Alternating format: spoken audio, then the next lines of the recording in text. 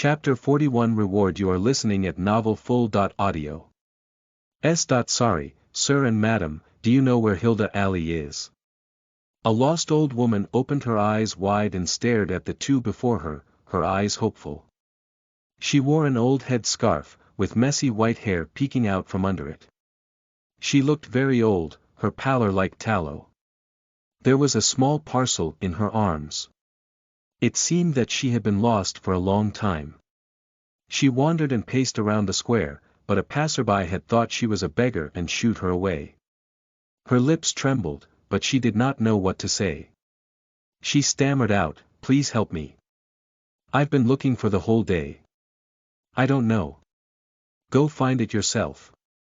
The little girl rolled her eyes and waved the woman away. "I'm busy.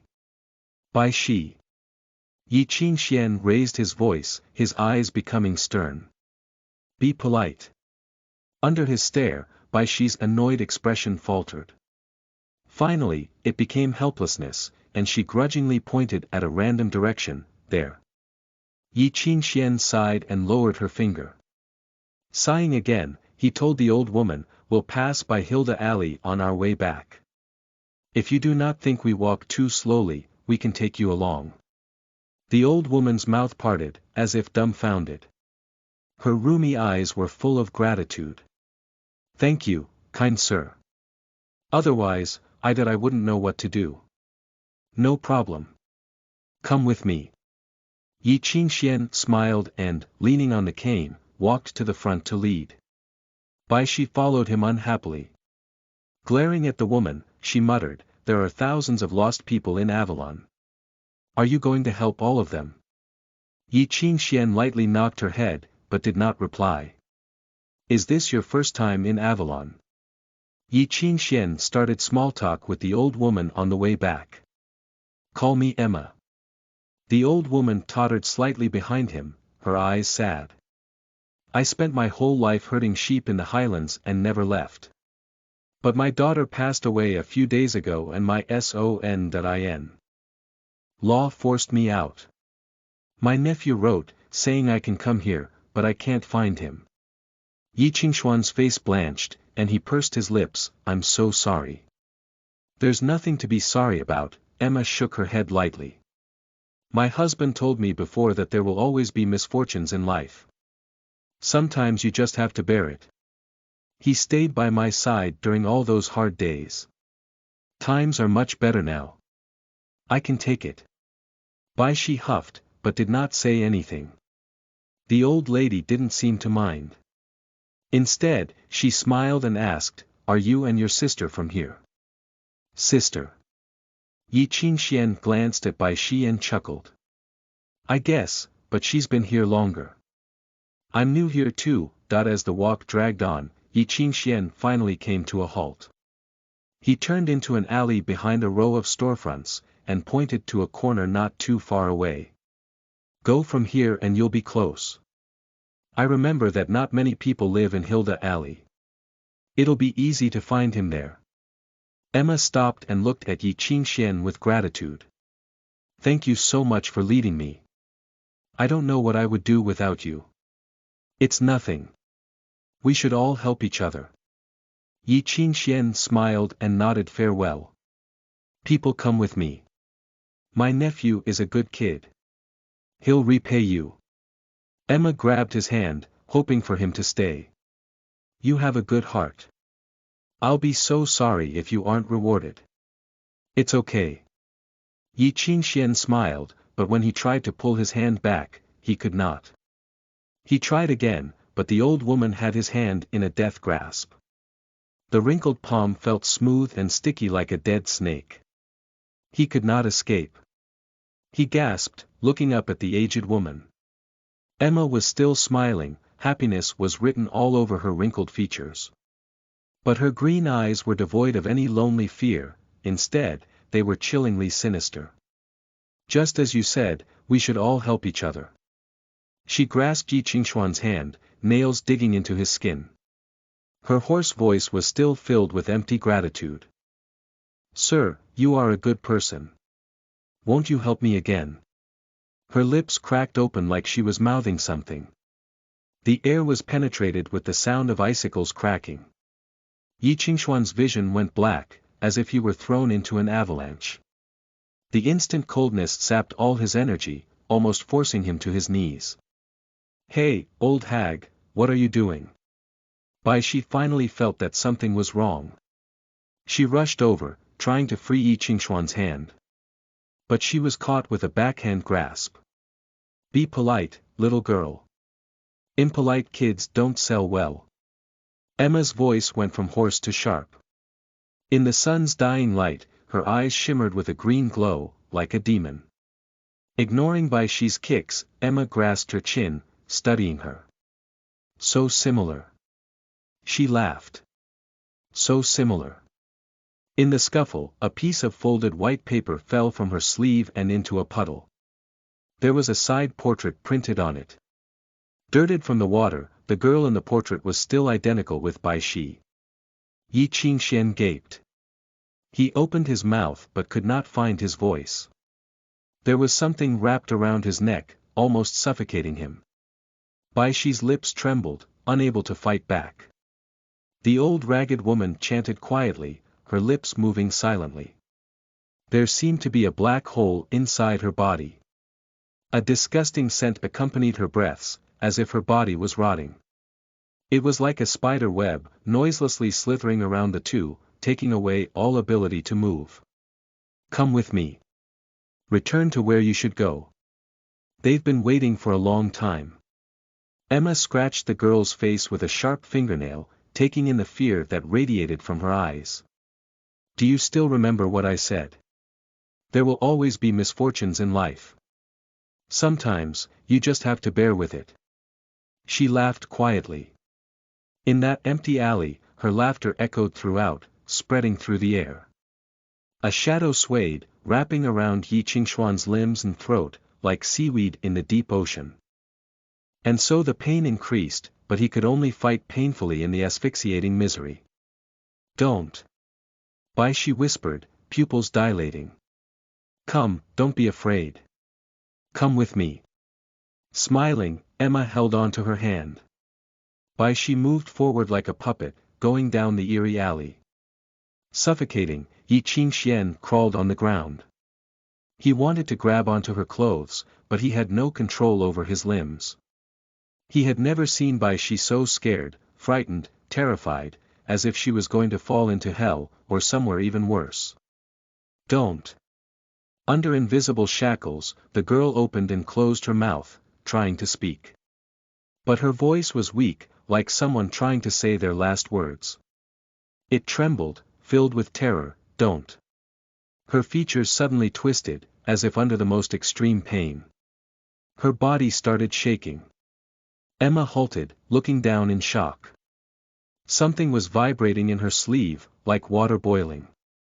A sudden wind blew through the large sleeves, revealing Emma's wrinkly skin and a strange symbol carved into the skin. The music note embedded into her skin was shaking and blurring. A huge strength surged within Bai Shi's body. It refused to be controlled. It grew wilder, crazily rushing forward, not even caring that Bai Shi's skin was already cracked open. Her music note was out of control. Emma furrowed her brows, pressing down on her shoulder. A wail like the cry of a ghost sang in the air. Like prey being strangled by a cobra, Bai Shi's bones sounded as if they would crack soon. Bai Shi's shoulder shook. She stared at the palm holding her down and finally said something, her voice sharp and fearful, "Don't touch me."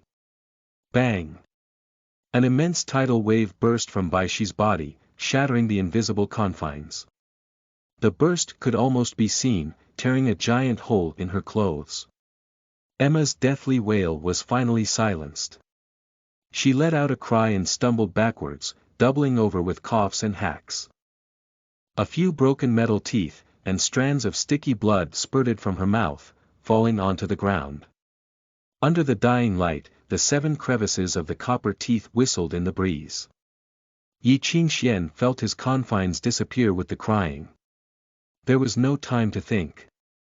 He rushed over and lifted the weak Bai Shi, running straight toward the alley in front of him.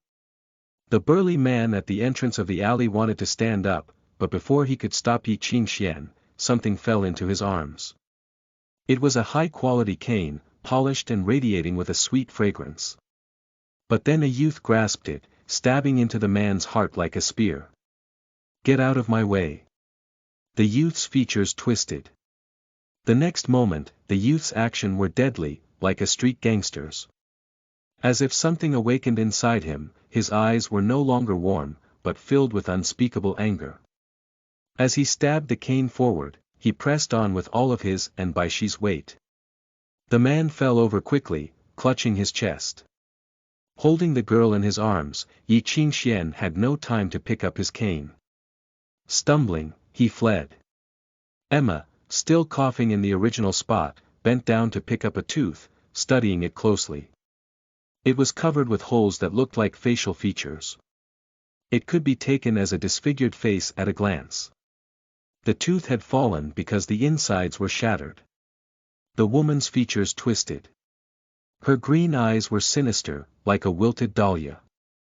The tooth was made with white copper and heavy metal, strong and resistant. When the musician craftsman made the 7 crevices, it had become a high-quality instrument.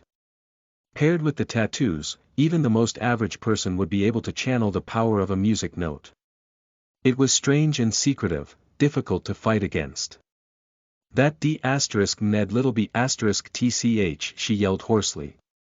It echoed and harmonized with faraway sounds, and her emerald eyes grew icy. "You can't run from me." Chapter 42. Your fault. You are listening at novelfull.audio. Yi Qingxian stumbled, and ran down the winding streets. He had pretty much recovered, but every step felt like his body was about to fall apart, and it was getting harder to breathe. The invisible confines were back, solidifying with the wind. When he looked down, what he saw made his blood run cold. Reflected in a puddle, he saw a transparent and blurry shadow latched onto him, wrapping around his throat and limbs, stopping his movements. If he had not looked closely, he would not have been able to see it. He wanted to pull it off, but the thing was like air. "There's no use, it's invisible. It's the child of the Dark Mother. It's a leech that feeds off of fear and blood. Once it catches its prey, it won't ever let go," Bai Shi said weakly on his back. "That person is here to capture me." Yi Qingxian cried, "It's my fault. It's always been your fault." Bai Shi trembled with pain, her voice growing hoarse. "People, why should you help each other? You believe them, but they'll hurt you." Yi Qingxian could feel her pain because blood was flowing from her open wounds, seeping into his clothes, warm and sticky. She tried suppressing the pain, but clenched her fists until her knuckles whitened. It was like an angry dagger was inside her, carving and tearing at her organs. She almost cried out. "Bai Shi, what's wrong?" Yi Qingxian froze. Her body temperature was not normal. "It hurts." "You can't tell." Bai Shi's fingers spasmed, her voice shaking as well. "It's all your fault. If you didn't save me, none of this would have happened. And don't you know how to make conversation? Put me down. I don't want to talk to you anymore." She paused, her choked-out voice weakening even more. "Put me down. I want to go home." Yi Qingxian did not reply. He kept running, panting. For some reason, he suddenly thought of Bai Shi's eyes from that night, how much terror was hidden inside that mixed with that dazed confusion. "Bai Shi?" Yi Qingxian quietly asked, "You don't actually have anywhere to go back to, right?" The girl didn't reply. "Then don't say so many somber things," the boy continued quietly. "Didn't you already start a new life? You don't have to go back anymore." Although he was talking to Bai Shi, it seemed that he was also talking to himself. "Really?" Bai Shi whispered. "Yes, really." Yi Qingxian grit his teeth and finally saw something in the corner up ahead. He already had a plan for getting rid of the footsteps following behind them like a shadow. "We just need to." Oof. Two objects crashed into each other. A short shadow crashed into his body. A person rushed from the corner and stabbed something ice cold into his chest. Yi Qingxian froze in shock. Looking down, he met eyes with an eerily smiling dwarf. There was a dagger in the dwarf's hand. And the tip of the dagger was in his chest, drawing fresh blood from the wound. His strength left him alone with the blood, and Yi Qingxian collapsed onto the ground.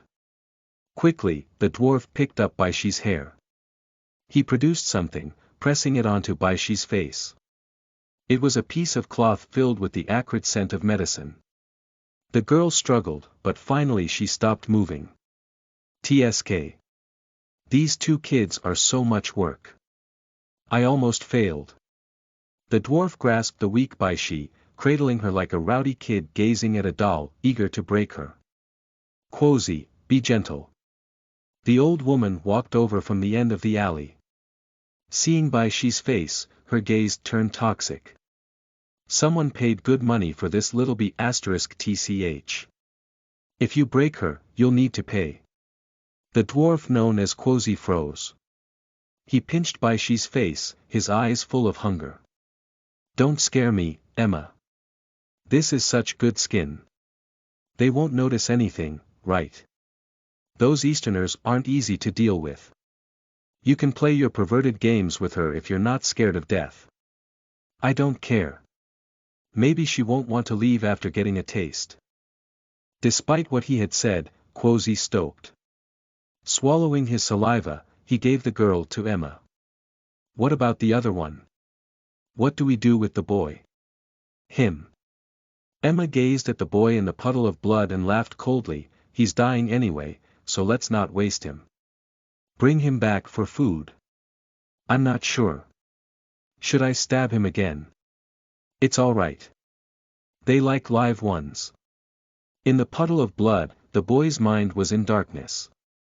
In his painful unconsciousness, Yi Qingxian felt himself falling into the abyss. Within a second, he was asleep. Through a long yet short dream, he dreamt of the past. The sudden scene was like a memory, but also a dream, and it was much clearer than before. It was snowing, a dirty kind of snow. He was humiliated, curled up in a trash pile in the corner of an alley. He breathed out a last puff of hot air. It evaporated in the cold wind. Where was the snow? He had forgotten. He could only remember the Christmas fireworks that shot up in the distance. It lit up the stars, and somewhere people cheered, welcoming the new year. Fireworks were great. Seeing their fiery red color, he could pretend to be warm. If he died like that, he would have no regrets. In a daze, he watched as the snowflakes fell from the sky and melted into the mud. If he felt a cold gaze sweep over him, he would use the last of his dignity to glare at them fiercely. Finally, they all left. So pitiful. Those piercing words finally disappeared amongst the endless snow. In this quiet night, he was alone again. Faintly, he heard fragmented footsteps from the distance. The light steps turned snow to dust. As if sensing the small movements in the alley, a dirty dog stepped through the mud and looked at him. There was dirt all over its shaggy fur, covering its original color and appearance. Despite the hardened layers of dirt covering the dog, its hazel eyes were still clear and bright. Reflecting in them was the little beggar's stunned expression. Seeing something that deserved attention, the dog stared at his face. After a long time, it waddled over. It raised its dirty front paw, and pressed it onto the boy's shoulder. The dog smelled really bad, and there was a scar on its face from being torn or chewed at. Drool dripped from its mouth, and its breath was sour. It went up close to see the beggar's face clearly. There was something in its eyes, not pity nor sympathy. But for some reason, the boy felt sad being looked at with those eyes. What are you looking at? Go away. Yi Qingxian yelled. Stop looking at me. But he could not stop the tears from rolling down his face. The dog opened its mouth as if it was laughing. Don't be scared, it seemed to say with a soft bark. It licked at the melted snow on his face, spreading its warmth to him. As if it had finally found family, it cuddled against the poor beggar. Comfortable, it closed its eyes and fell asleep. Yi Qingxian watched the sleeping dog in silence. After a long time, he wrapped his arms around it. They were the same. As if snapping out of a trance, he woke up from his deep sleep and opened his eyes, coughing his lungs out.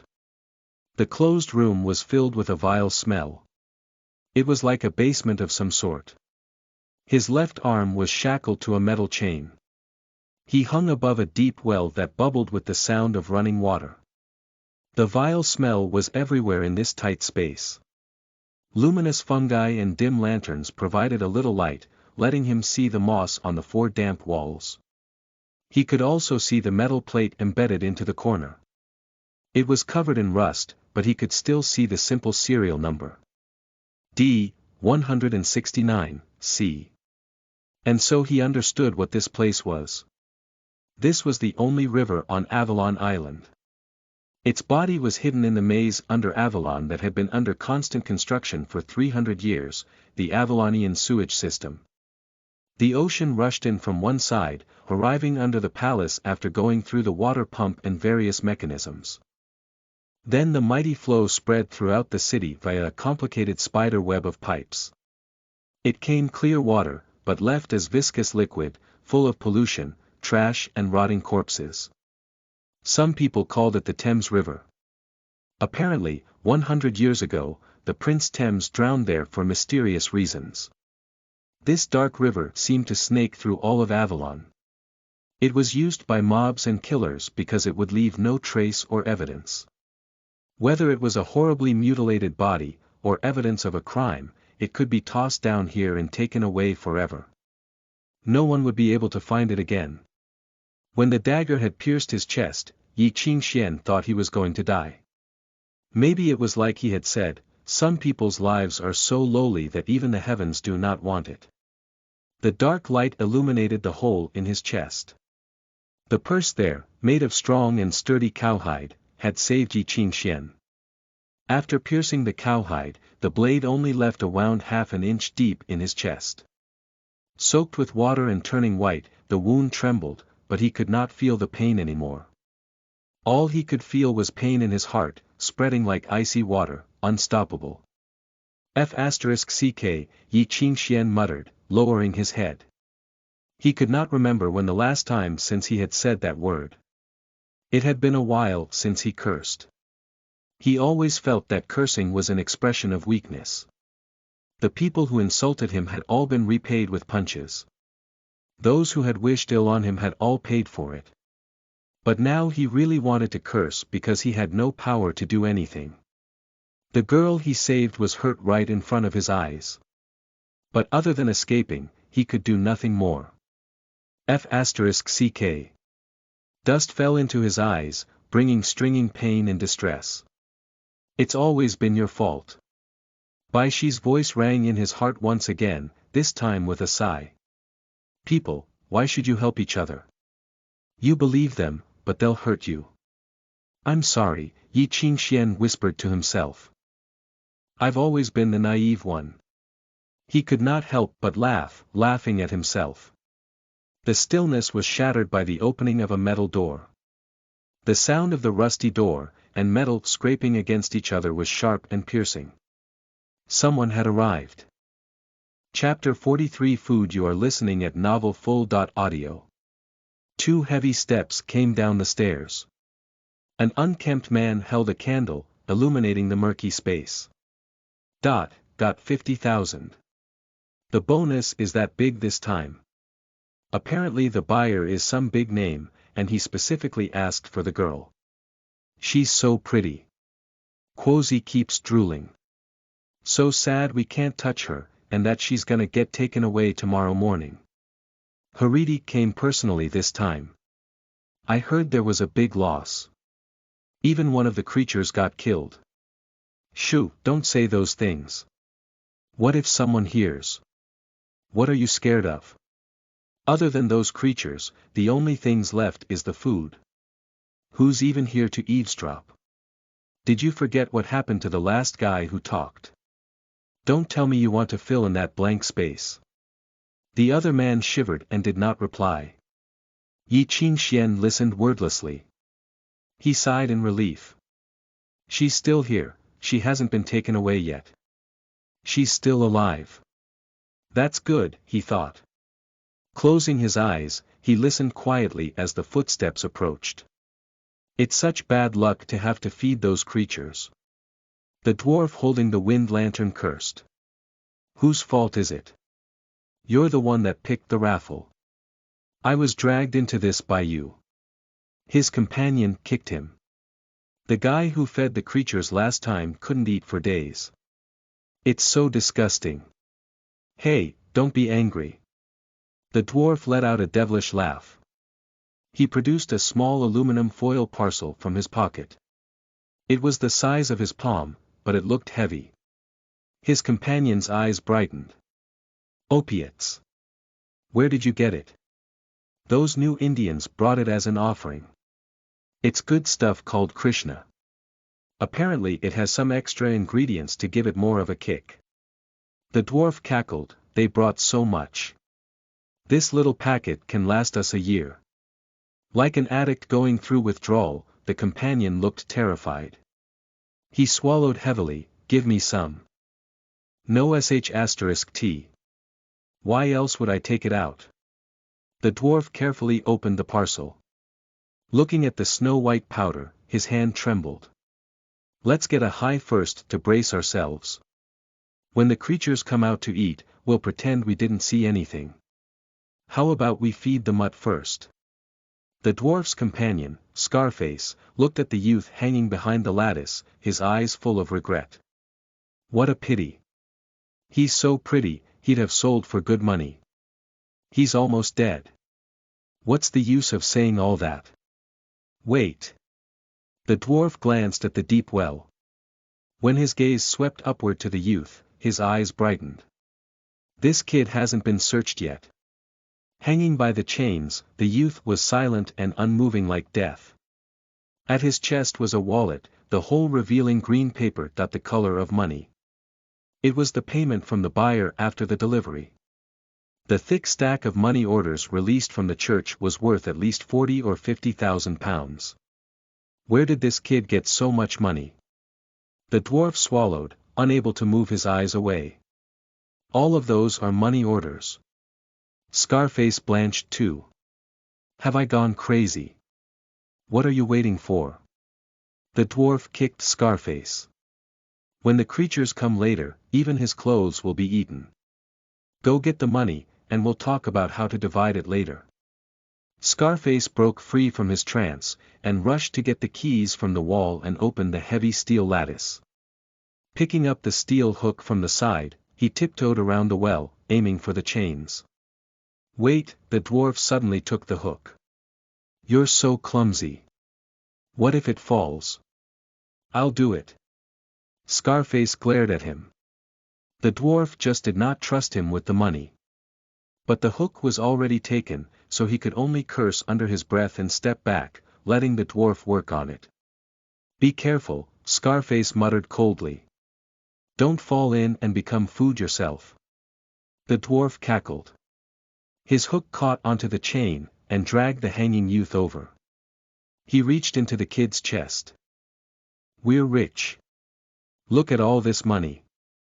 Before he could finish, a hand latched onto his wrist. Seeing Scarface still outside the lattice, he froze. Whose hand was this? In that moment, he saw the supposedly dead youth raise his head. Reflected in those black eyes was his shocked expression. The blackness was like a swirling vortex. In the swirling vortex was pure darkness. Before the dwarf could react, he was yanked into the lattice with a sudden force. The youth grabbed the hook and, using the momentum, jumped over the lattice. With a yelp, Scarface spun around.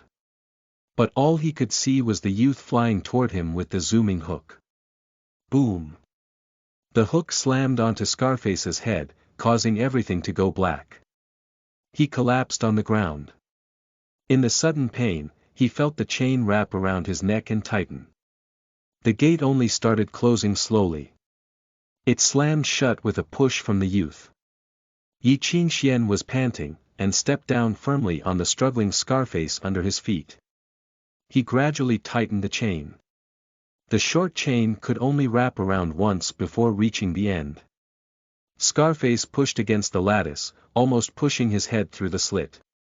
Help! Help! In the well, the dwarf struggled to hold on to the edge, trying to climb up. But something was pulling down on him, almost succeeding. Shut up! With his hook, Yi Qingxian pointed at the finger gripping the well's edge. The dwarf instantly paled. Yi Qingxian yanked Scarface's chain, controlling this burly man. No matter how he struggled, the chain would not loosen. Gritting his teeth, he slowly released some strength and looked at the dwarf. Where are we? The dwarf's lips trembled, but he did not speak. Yi Qingxuan's eyes went cold. He whacked a finger on the hook, eliciting a scream from the dwarf, causing him to almost fall in. Tell me. Where are we? I'll tell you. I'll tell you. It's the bottom level of the Avalonian sewage system. It's an abandoned manhole. Haridi found this place and turned it into a pasture. The formless ghosts can be kept here without being discovered. The dwarf screamed, Help me up. Help me up. Time's almost up. Haridi. Yi Qingxian asked. The woman from legends that raises demons. Yes, that's her. That's her. She has a rune to control all the creatures and they all listen to her. The dwarf was close to tears. Please, I'm begging you. Help me up. Why do they want Bai Shi? Yi Qingxian interrogated. I heard that an Easterner paid a lot of money to get her back. The shaman wouldn't help, so Haridi took the job. I told you, really, I told you everything I know. The dwarf cried, Help me up, they. Rumbling water covered his screams. In the deep well, the stagnant and foul water started bubbling. Like countless man-eating fish that smelled blood, the water raged in an uproar. The bubbling dead water rose. A couple of blurry objects floated up in the murky water. They looked like melted humans, slowly surfacing with the rise of the water. From the depth of the well came the sound of a tsunami. The tide was rising. These were the formless ghosts that Bai Shi had mentioned before. It was one of the millions born from the catastrophic Dark Mother. Many people thought they were the souls of the dead. But they were just living creatures, feasting on blood to survive. Their appearance would change depending on whatever blood they drank. Sometimes they would hide in the cemetery, eating the corpses. After leaving the tomb, they would be mistaken as dead souls and be worshipped, or they would eat the person who discovered them. Some feared their power, it was like being possessed by an evil spirit. But the church's records showed that their greatest power was the ability of atomization. When they became infuriated, their body would dissipate into heavy fog. All creatures shrouded in the fog would be grasped by the terror of death and lose all sanity, thus becoming food. How could these man-eating creatures be kept and raised? Quickly, a blindingly white thing appeared in the boiling water. It was broken white bones, and maybe half a skull. These bones bubbled in the murky water. Yi Qingxian finally understood what they used to feed these creatures. You feed them with living people. Yi Qingxian glanced at the dwarf. Dead. They're all dead. I'm dead too. Yi Qingxian shot back, causing the dwarf to freeze. The dwarf's expression of terror froze too, before twisting. Mutt, help me up. Yi Qingxian looked at him coldly, not answering. Restrained by Yi Qingxian, the suffocated Scarface finally stopped struggling. His body went limp, falling unconscious. Yi Qingxian retreated and picked up the wind lantern, getting ready to leave. The dwarf who had been spouting curses suddenly shifted. The murky water continued rising, the formless creatures squirming. Hurry, he screamed at the entrance. The kid escaped. Yi Xuanhuan's expression shifted too. Gripping the hook and staring at the dwarf's skull, his hand tightened then loosened. But he could not decide what to do. The dwarf's screams attracted footsteps. Faintly, someone called, "What are you doing? Why are you so loud? They're coming soon." The dwarf kicked at the formless ghosts trying to drag him down. Almost in tears, he begged, "Save me! Save me!" Yi Qingxian did not react, as if he had not heard anything. He looked around his surroundings, as if searching for something. Finally, he picked up the aluminum parcel and pinched some of the powder. Opiates were an infamous drug. Its powder was taken from an Indian plant that had started off as a painkiller used in the military. During the Asgard War, they found out that it was highly addictive. After using it, the hallucinations would cause people to become addicted, so the drug became illegal. Based on the texture, he guessed that something else was added to it. Styrax. White-orange leaves. But no matter what, it looked useless. He sighed. The heavy footsteps were getting closer. The dwarf started getting excited.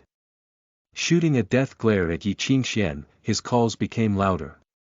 Yi Qingxian stood at the foot of the stairs, quietly listening as the footsteps behind the door got closer and closer, until finally, the door opened. The moment the grating from the door sounded, the youth at the bottom of the stairs bolted. He rushed forward, stepping on those moss-covered steps, charging to the top. Entering the darkness from the light, the man who opened the door had not even adjusted his eyes before a wind lantern came swinging at his face. Boom. Chapter 44 Where is she? Boom. You are listening at novelfull.audio. The burning wind lantern shattered immediately, shards of glass piercing into the man's eyes, instantly blinding him. Even more fatal was the scalding oil that followed, and the flame. It happened instantaneously. The man made one muffled noise before the flame spread from the oil. Yi Qingxian could not even see the man's features clearly before the man tumbled down the stairs, screaming. The dwarf froze, staring blankly at the man rolling down in a ball of fire. His lips quivered, his eyes filling with hopelessness. Yi Qingxian took one last look at him before preparing to leave. What met him was a wooden staff to the face. Boom. In that moment, there was only darkness before Yi Qingxuan's eyes. His mind went blank. It felt like déjà vu. He stumbled back, missed a step, and fell down the stairs. Dazed, he tried to climb back up, but someone kicked him square in the chest. The waterlogged wounds reopened and fresh blood seeped through. He painfully curled into a ball. Something was being angrily slammed onto his body. Was it a sword? The wielder did not want him to die so easily, so he chose the flat side of the blade. Yi Qingxuan's vision went black as the blade slammed against his skull. As the beating dragged on, the black became tinged with red. Finally, he could clearly see the men surrounding him. Within the crowd was an angered dwarf. Long time no see, Yi Qingxian could not help but think. Quozi, come save me. Come save me. The dwarf in the murky water was still being dragged down by the formless ghosts. Soon he would be underwater. Seeing his companions, his desire to live was sparked once again. But Quozi only gazed coolly at him, stating, "The formless ghosts have already arrived. If we open the gate, we'll all die. Is that what you want?" The dwarf froze before grasping at the lattice, trying to climb up. But more and more worming monsters latched onto his body. As they excitedly sucked his blood, a lifelike face appeared on their bodies, their faces were twisted in pain, filled with wretchedness and hopelessness. But the eyes were empty, filled with a chilling eeriness. Staring at those eyes, the men felt their bodies grow cold. They knew that the formless ghosts would not be able to break free from the cage, but their fear could not be pushed down. Break that mutt's legs, Quozi forcibly grabbed a rusty steel bar from his underling. After studying Yi Qingxian, he pointed the bar at his face. It'll be best to start from here. Don't worry, you won't die. You'll be able to earn more as a disfigured beggar, right? After the painful beatings, Yi Qingxian struggled and raised a hand, as if he had something to say. Quozi furrowed his brows. There's actually something I still haven't decided on. Before I take this thing out, if you stop, everything's fair talk. Really? Yi Qingxian raised his head, earnestly saying, I never lie. Bang! The steel bar that slammed down on his stomach knocked the wind out of him. With a kick from Quozi, he flew against the wall. You want to take something out? Quozi laughed as if watching a clown. What thing? King Arthur's sword. Or a treasure given to you by a magical fairy? Sorry, I don't have King Arthur's sword. As for a treasure from a magical fairy, on the ground and close to suffocation, Yi Qingxian raised his head with difficulty. He lifted a hand and rasped, does this count? He perched the heavy aluminum parcel on his fingertips, reflecting the fire on the ground. The man on fire was still rolling around in pain. The fire's glow illuminated the men's eyes. Before anyone could react, Yi Qingxian flicked the parcel. It rolled, landing and sizzling in the burning oil. In the parcel, the white powder melted into the flames. A light and beautiful cloud arose immediately. Like a chain reaction, all the powder ignited and a thick cloud billowed. It was the opiates, enough to last 2 drug addicts for a year. It was a drug created purposely for drug addicts who needed something more, something even more intense than opiates. In that moment, everyone looked back in shock and heard a crisp sound. Boom! In the stillness, the aluminum foil expanded and exploded. The sharp scent rose with the thick smoke. Spreading quickly, it engulfed everyone within an instant. Everything disappeared, and yet it continued to spread. The sharp scent also carried a heavy fragrance. The smell made one feel as if you were floating. When it entered one's nostrils, they could not bear it. Over the sound of intense coughing, someone screamed, F***ck, what are you doing? Quozi had finally came to senses and kicked Yi Qingxian furiously. The boy did not defend himself, letting the punches fall on him. He watched Quozi wordlessly. His eyes were full of sadness and scorn, causing Quozi to roar. Quozi took out his knife, wanting to stab that mutt to death. But he froze, feeling a fleeting instability as the smoke traveled into his nostrils. The immense amount of hallucinogens hung in the air, its power enough to reduce one's sanity to dust in no time. Quozi's hold relaxed and he stumbled backward, gazing suspiciously around him. The place was covered in smoke, so how could he see a beautiful rainbow? Soft laughter rang from the rainbow and he could no longer remember where he was. The world spun. Wrapped in empty satisfaction and happiness, he hugged the steel bar and devoured the non-existent food in front of him, gnashing at the steel. Snot and tears rolled down his face, but he laughed gleefully. I already said I have a secret weapon. Why did you force me to do this? Yi Qingxian murmured. In the smoke, the youth dropped to the floor and covered his mouth with his bloody jacket, taking careful breaths. He took a wine bottle from someone else and poured the remaining alcohol on his jacket. But then, he heard a sharp sound from within the steel cage. Oh! He froze, and looked behind him. This time, he might have failed. The cage was also shrouded in opium smoke. The formless ghosts were excitedly feasting on blood and meat, but were bathing in the smoke too. As if they had been dropped into lava, these sensitive monsters screamed immediately. Their screams were so sharp, almost piercing one's eardrums. The uproar only ignited them. They crashed wildly against the steel cage. Above them, the runes controlling them flashed continuously, but the color dimmed. Finally, the empty eyes of a formless ghost went from black to bloody red. Then his body expanded until the cage could no longer control him. And it burst. An invisible lock seemed to explode under the weight of the heavy smoke. And then a second, and a third until all the formless ghosts had atomized under the high of the hallucinogen. The steel cage protested, wailing, before it shattered. Amid the shattering noise, a tidal wave of smoke was swept by the wind, filling the tight space in an instant. It spread in all directions through the sewage system, going off into the darkness. Xuanhuan's pupils dilated.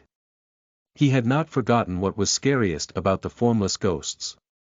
It was not their power to rip their prey to shreds, nor their need to drink blood. It was the sound of fear after their atomization. In an instant, hundreds of murmurs and whispers sounded from within the smoke. These murmurs seemed to be right next to one's ear. Like a hand caressing one's brain, they searched for the nerve of fear, pulling him into the abyss. Xuanhuan's vision blackened, but the murmurs found a better prey and cast him aside.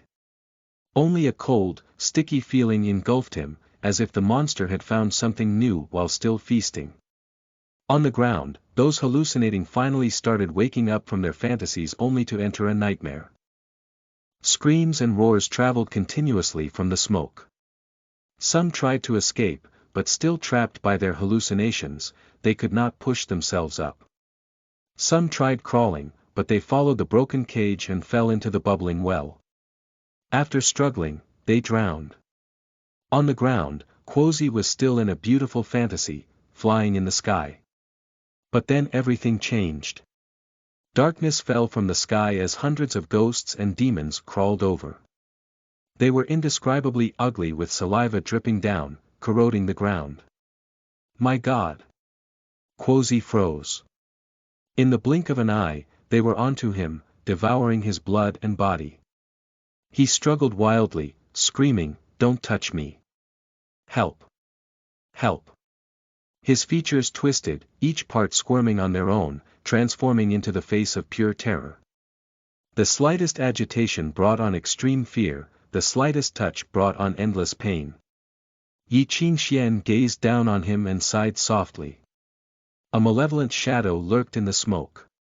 His body emanated a bloody aura, his eyes were blood-red and he had two goat-like horns, but his body was rotten, with poisonous snakes and scorpions leeching on it. The shadow seized one neck after another, bellowing something. It rained blood. As the droplets splattered onto Quozi, he screamed out, shaking. Annoyed, the monster swooped in and pinned him to the wall. The wall writhed like bloody meat. Countless poisonous snakes slithered about, wrapping onto Quozi's waist, pushing him to his limit. "Look at my eyes," the evil spirit roared. Quozi reflexively stared at his red eyes. The red eyes were like flowing lava, causing palpitations. "Where's the girl?" the evil spirit asked. His voice was raspy, but it echoed like rolling thunder. "What girl?" "I don't know," Quozi sniveled. "Gods, please save me. I repent. This isn't heaven. There's no time for repenting." The evil spirit continued interrogating, "Where's the white-haired girl? The girl that Quozi and Haridi brought back. Where is she?"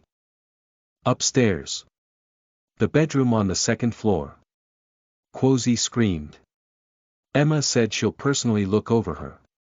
I swear, this is all I know. Let me go, please let me go, oh God." The evil spirit loosened his grip, throwing him onto the ground, watching as countless monsters devoured him. Bang!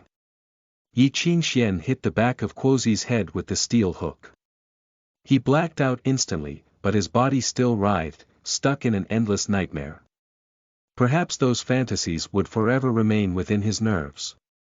If he did not die from visceral spasms, he would probably have to spend the rest of his happy life in the Arkham Asylum. At least Xuanhuan would not go insane and commit suicide.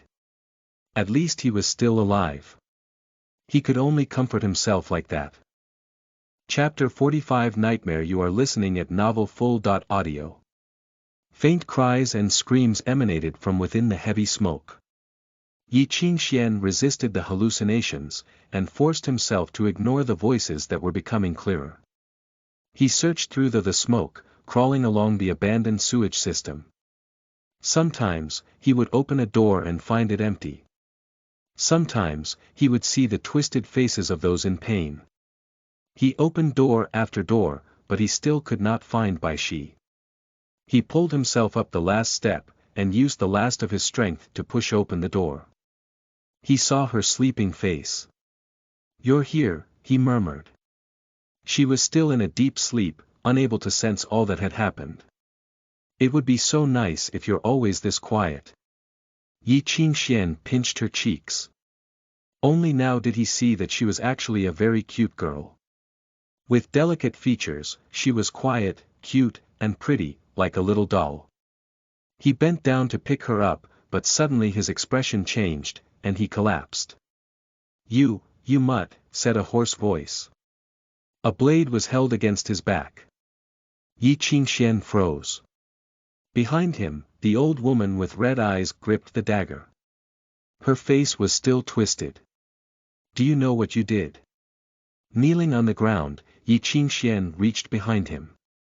His hand came away covered in blood. But looking into her red eyes, he was not scared anymore. He wanted to laugh. "Didn't you say that in life, there are always sudden misfortunes?" He repeated the old woman's fake words, staring deep into her. His eyes were decisive yet condescending. "Sometimes, you just have to bear it. You'd Ned mutt." Emma muttered angrily. But she bit her tongue, forcing herself to stay level-headed. Thinking of her now insane underlings, her heart dripped blood. It had taken years to get a following of that size, and get a foothold downtown. But in one night, everything had been destroyed. For the first time, she felt regret. She had gotten herself into this, but now she could not get out. She wanted to turn around and flee, but greed was still burning in her heart. There was so much money to be made. Enough to make someone go crazy. She only needed to get the girl, and then she would never have to live in Avalon anymore. She could go to Burgundy, to the Corsica Islands, or sneak into the East and live a life of wealth. Those Easterners had even promised to restore her youth, and heal the body ruined by illegal surgeries. Youth, returning to youth, it was an impossible dream. Impossible despite however much blood she injected into herself from young girls. "Go die," she screamed and tackled him. Yi Qingxian rolled on the ground. He felt his energy slowly leaving him. The old woman who had seemed so pitiful and lonely finally revealed her true nature as a ferocious and ruthless woman who used others to feed and grow her monsters. Yi Qingxian never imagined her to be so fast. He used all his strength to roll on the floor, as the woman stabbed the position which he had barely managed to escape. In her hand, the light reflected off of the sharp blade. It was terrifying. As the undeniable boss of downtown, she had not got there just by raising monsters. After all this time people had forgotten that she had elevated her status from a prostitute by using her dagger to get her way. Her technique had been perfected at the cost of many lives. Even if she was being attacked by hallucinations, she could still take care of Yi Qingxian. Her eyes were bloodshot as the fantasies have crept into her brain. She ceased the small talk and charged straight at Yi. She stabbed twice in a second, so fast one could not even react. Yi Qingxian dodged, but he still bled from a new wound. "Come on, mutt. Come." Haridi's steps were clumsy, but her eyes never left Yi Qingxian. She charged again and in an instant, 2 wounds appeared on Yi Qingxuan's arm. But the fatal blow aimed at his heart missed. Behind her ear, her stringy hair blew crazily, revealing a hidden gill. A gill. Yi Qingxian gaped at the inhuman body part. "What are you looking at?" Wildly, Haridi smoothed down her hair. She seemed to be furious, but her hallucinations were so joyous. She caressed the inhuman body part behind her ear. She cackled, the cold sound like singing wind. "It's the siren transformation." She murmured, trying to remember. "I exchanged 30 years of my life for this power. I have power, and you all have to die. They all died, killed by that white-haired creature. The white-haired creature died too. She continued muttering. When her gaze focused on the retreating Yi Qingxian, she suddenly turned savage. You must die too. Everyone like that creature must die. The crazed women stepped onto him and plunged the dagger downwards. Yi Qingxian used the last of his strength to roll over and heard the muffled sound of the dagger stabbing the floor. Go die, go die, go die, die, die. Emma screamed. She wrenched her arm back. The dagger that had been in the floor suddenly flew toward Yi Qingxian. The floorboard creaked, with splinters flying in the air. The dagger cut a gaping hole in the floor, going straight towards Yi Qingxuan's throat. She had really gone crazy. She was willing to do anything to kill him. But the dagger that would have undoubtedly split his throat, and the floor in half suddenly stopped. It was gripped in Yi Qingxuan's outstretched hand. In a daze, Yi Qingxian was still conscious enough to try to grasp her arm. He grabbed the blade instead. But even if it was the blade, he still had to hold on tight. So he held on for dear life. The blade cut deeply into his palm, hitting the bone. The debilitating pain spread. His burning hand shook, but Yi Qingxian stared at Haridi's twisted face. He suddenly asked, "Are you scared?" You mutt. Haridi's breathing fastened. Saliva dripped from her twisted lips and she howled, "I'm going to rip you to shreds." She scratched at Yi Qingxuan's face crazily, leaving behind bloody marks, but Yi Qingxuan's body suddenly went stiff, as if he were frozen. The trembling pupils gradually dilated. Haridi stopped, suddenly laughing as if she had heard the funniest joke in the world. "Ha! You're dragged into it too." She cackled, overjoyed. "Your nightmare has started too." On the ground, Yi Qingxian was still stiff. His body was curled into a ball, trembling as if dropped in icy water. The formless ghosts had dragged him into a nightmare. Then you can suffocate in your nightmare. Haridi reached out and tightened her hands around his neck. There's no place for your naivety in this world. In the countless cries of the hallucination, Yi Qingxian could no longer feel the pain from his palm. He was separated from all the pain. He sensed that he had been stuffed into a black box, surrounded by cries. There was a sharp stab of pain in his brain. His repressed memories had resurfaced. Countless faces swam in the mist. Those faces that had been pushed to the back of his memories reappeared. They stared at Yi Qingxian, some with grief and others with ferocity. All of them cried and yelled endlessly. "He's the traitor's kid. Kill him. Get the F***ck out with that mutt. He's not part of the Lancelot family. Don't be afraid, little Yezi, don't be afraid. Dad is just leaving the family temporarily. Get out. There's no place here for beggars. Hey, Eastern mutt. Is your mom a prostitute? I heard that bastards are like that." The faces surrounded him, appearing in an endless stream. He finally said, "Long time no see." Looking around, he said softly, "I've almost forgotten about you all." The cries and roars dug into his heart, sending him into a daze. He had almost forgotten that Emma was still strangling him. Suffocation pushed him closer to the death bit by bit. But at the same time, there was an anger growing in his heart. Ignited by the drug, it expanded to 100 times its size. The fury that had also been repressed came forth from the shadows. It was a spark that would never die out. Once it was ignited, it would rage until all reason was gone. It was as if a voice in the deepest corner of his heart had awoken, it screamed and howled. The hidden beast slammed against its cage, trying to rip apart the heavy lock. Once. Twice. Thrice. In the end, it was covered in injuries. It howled in despair, close to giving up, but the lock finally showed a hairline crack. And so the memories locked in his unconscious mind, the pain covered by all the other pain finally reappeared. In an instant, he traveled through time and returned to the past. He lay there, but he could not feel his own body. The scalpel and metal bed clacked against each other coldly. Something beeped to the rhythm of his heart. He watched the light on the ceiling blankly. The light was dazzling but cold, beaming down on the blurry bodies that did not have shadows. What are they doing? He watched them as they swarmed about, holding knives, cutting him open.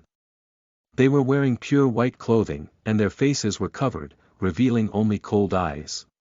Why were their faces covered? Why did everyone choose to cover their faces in this world? What are you doing? What are you doing to me?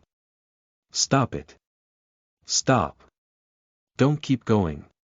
He felt fear, but blood dripped down from his open forehead, blinding him. There was something being nailed into his bones, inch by inch. After this, it's complete. The covered faces looked down on him and laughed softly. Overlooking him, their eyes cold and far away, they sent down the last bit of pity from their high status. Are you sure it's foolproof? A man with a cane asked from the side. The surgery is successful. There are no other possibilities. Then get ready for the memory wipe.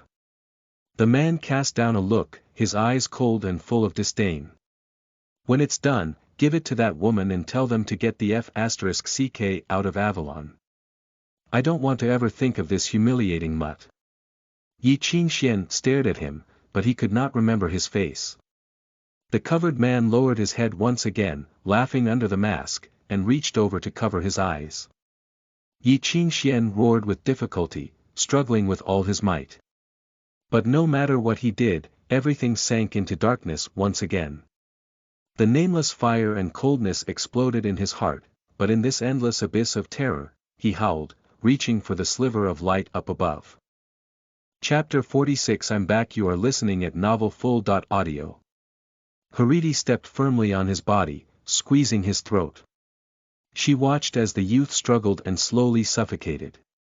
But for a moment, the dizziness disappeared. He finally woke up from the nightmare, and looked up. He stared Hariti, but his eyes went through her, landing on the emptiness behind her, as if looking at the faces in Uptown. Do you all still remember me? His bloodshot eyes seemed to be swirling with lava. I'm not dead yet. His fists clenched. Reaching out, he gripped her wrist. Fresh blood flowed out of his wounds, bringing with it a burning pain. I'm back. Hariti stared into his eyes in shock. She felt that the boy's body had withered, and had been replaced with something strong. It was no longer soft and weak under her touch. His grip on her wrist was like a clamp. Within his delicate strength was an unwavering conviction. In the terrifying hallucination, the boy's features twisted. As if he had transformed into an evil spirit, he gripped Hariti's wrist, making her feel cornered, although he was the one still being strangled. The D*Amnid Mutt was still conscious. His eyes shone like the entrance to hell. You're still afraid. Yi Qingxuan's voice was like two pieces of scrap metal scraping against each other. He forced Hariti's hand away and punched her face. I'm already used to it. F***ck, what are you doing? You're. Hariti roared and struggled, but the boy did not care. He just raised a fist and kept punched. First after fist, punch after punch. Skin broke, but he could not feel it. The pain of his fingers was small enough to ignore. Hariti screamed, trying to say something, but he could not hear. Wordlessly, he continued to drown in the whispers from the hallucination, punching mechanically. The world fell silent once again. Lost, Yi Qingxian listened for the cries that echoed in his ears, watching the floating faces. After a long, long time, Hariti finally stopped her crazed struggles and went still. Yi Qingxian relaxed his hold and tossed her to the side. He did not take another look, even if she still seemed to be breathing. The hallucinations grew in intensity.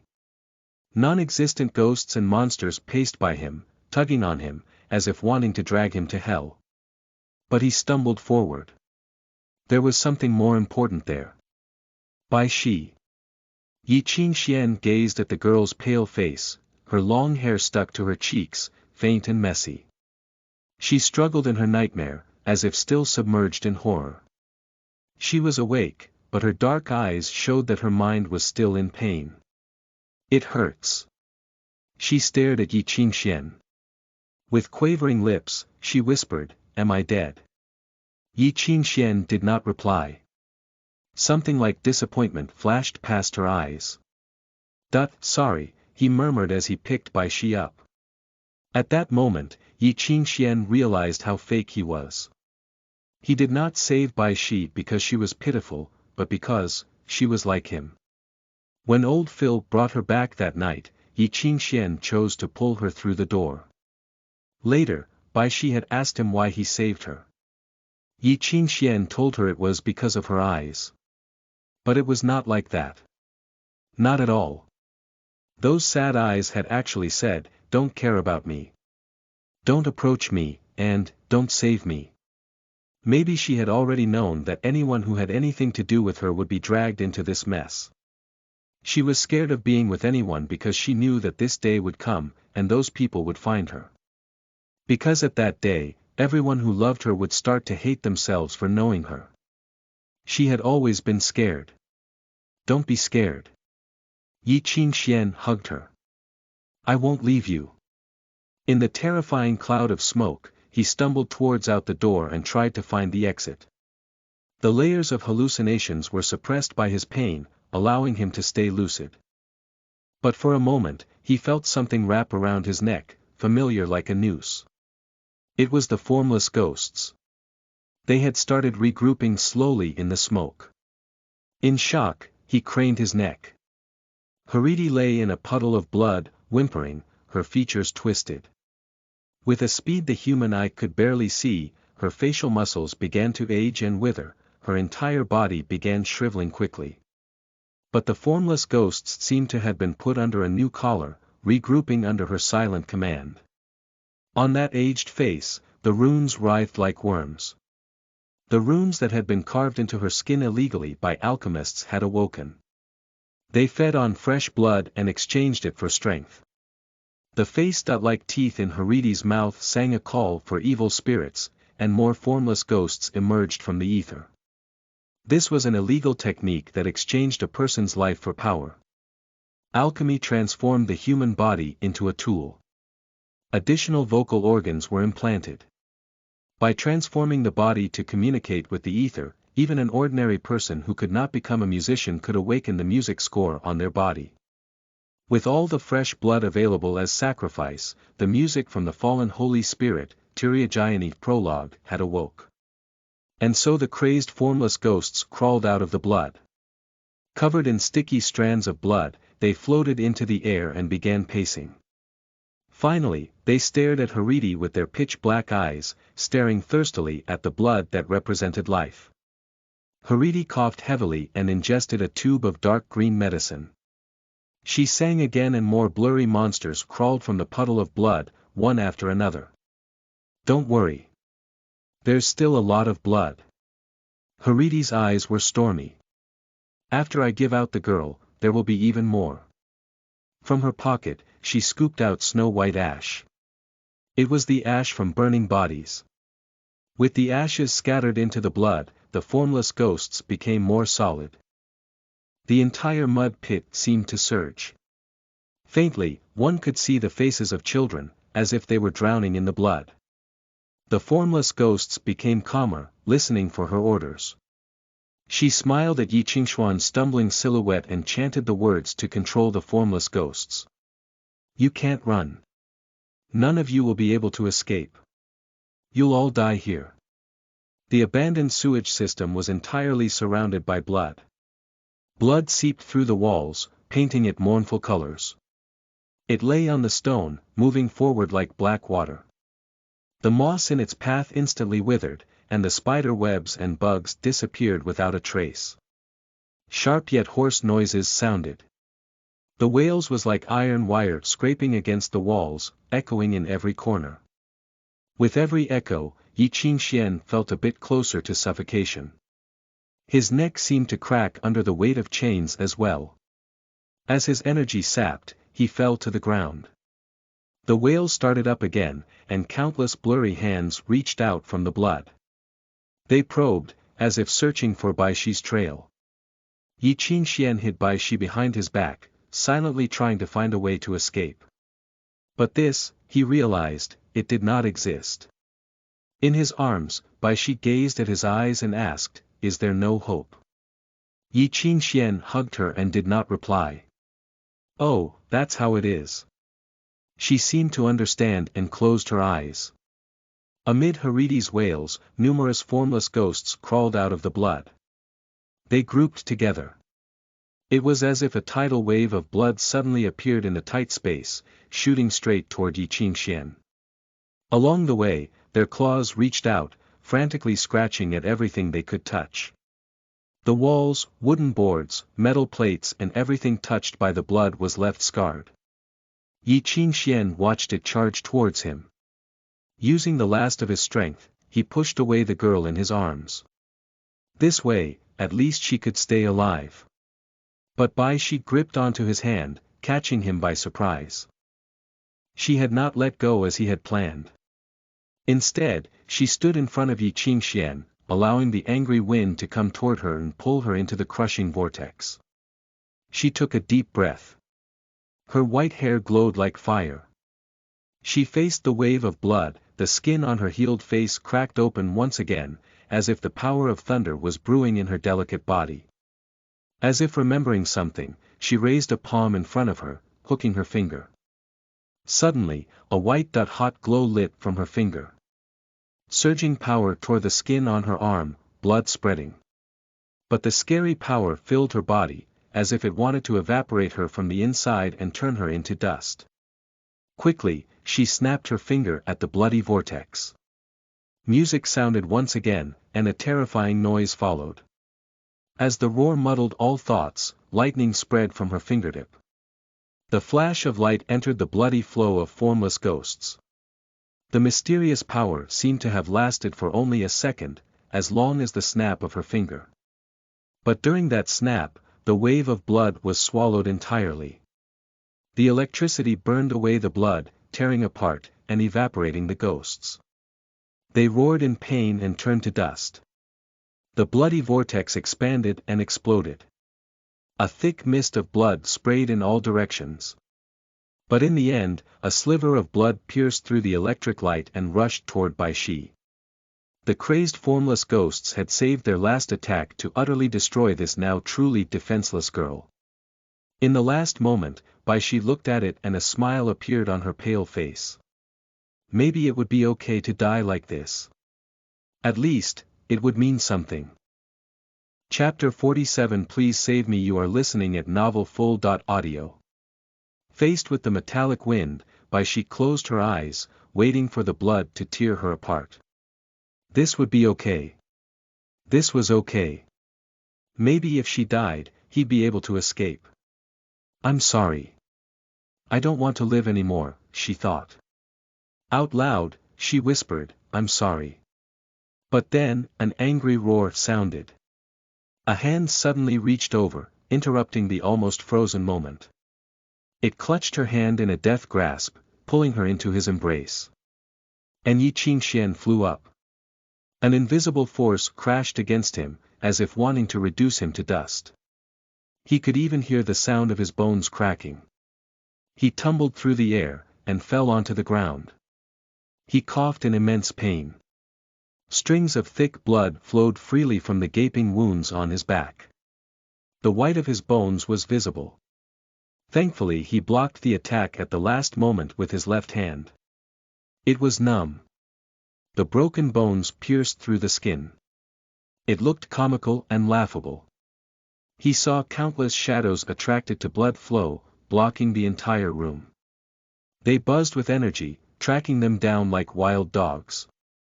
They seemed to sense the resonance from the formless ghosts and slowly gathered towards him. He tried crawling, but his body no longer moved. If it had not been for the hallucination that had blocked out all physical pain, he would have had passed out long ago.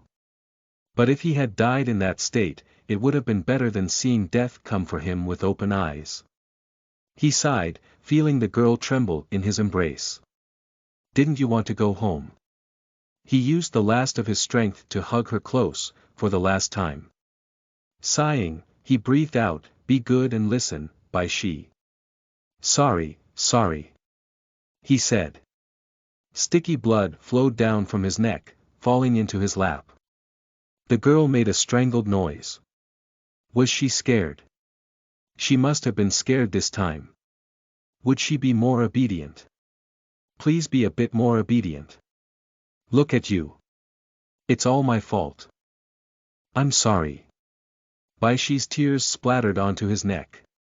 This is my first time hearing you apologize. I can't believe it's under this situation. Yi Qingxian wanted to laugh, but he did not know how to. He truly wanted to comfort her and say, "Don't be scared. No matter what happens, this will end and we'll live happily ever after. There will always be a turn at the most hopeless moment." But things did not just end in this world, and there was not always a turnaround at every hopeless moment. This world was so cruel and scary. If only he could say those heartwarming and pretty words, and help more people like Bai Shi and him from the past. But with some things, he was powerless.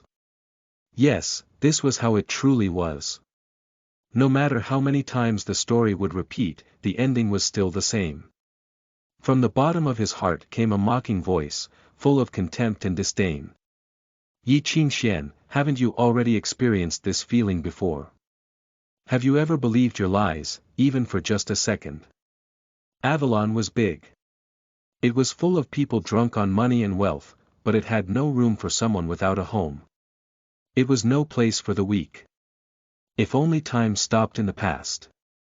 If only it stopped during that snowy night, the only night he was able to sleep peacefully. Just like now, hugging someone like him, feeling warmth within his arms. This was good, 100 times better than fire, 1,000 times better than eyes filled with pity. No matter how cruel and cold the world was, there was nothing to fear, not even death, as long as he was with his own people. As long as he was no longer lonely. But everyone was lonely in the world. You hug the girl in your arms, wanting to protect her until the end. But do you hear how she cries? Her heart is buried in the abyss, she can't find you with her eyes. And you are still powerless. Haridi's wails shattered the stillness once again. Her high-pitched wails echoed through the sewer. Multiple limbs squirmed within the blood mist, as if something was crawling out of hell. Their shapes kept changing. Sometimes they were a headless prisoner, other times they were a three-headed dog, or a pile of scales like a deep-sea monster.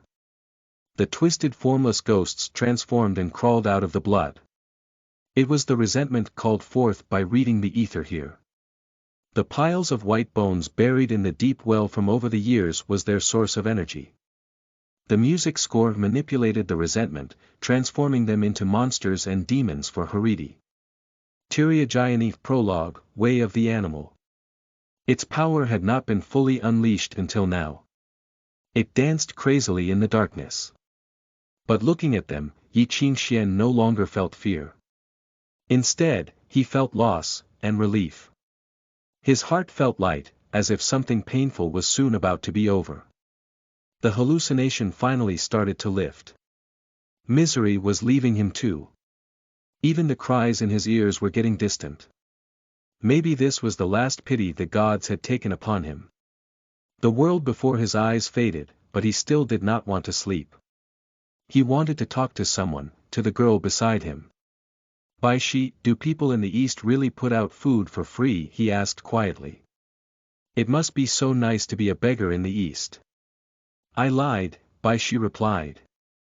"Something like that isn't possible." Yi Qingxian forced a smile. So no one revolted because they didn't want the emperor's meat pies. "Nope." Yi Qingxian sighed. "Bai Shi, you really love lying." "I can't help it. That's just who I am." Her shoulder trembled as she choked out, "Annoying, right?" Yeah, so annoying. Yi Qingxian nodded. He could no longer see clearly, but he could feel the girl looking at him, and he squeezed out a smile. Bai Shi froze. With her eyes on him, she asked, "You'll save me even if I'm annoying?" "Yeah, I will." His head dropped. Using his last strength, he whispered, "I'll save you no matter what." Right before the darkness came, he heard Bai Shi's murmur in his ear, "Thank you." The girl hugged him lightly, tears falling down. "You can save me now."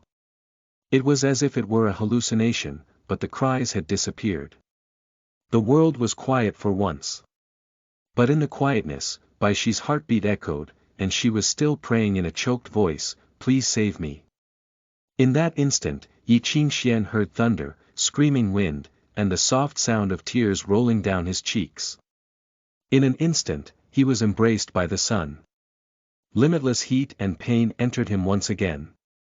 It was like lava had been poured into his veins, and the terrifying pain spread from his heart.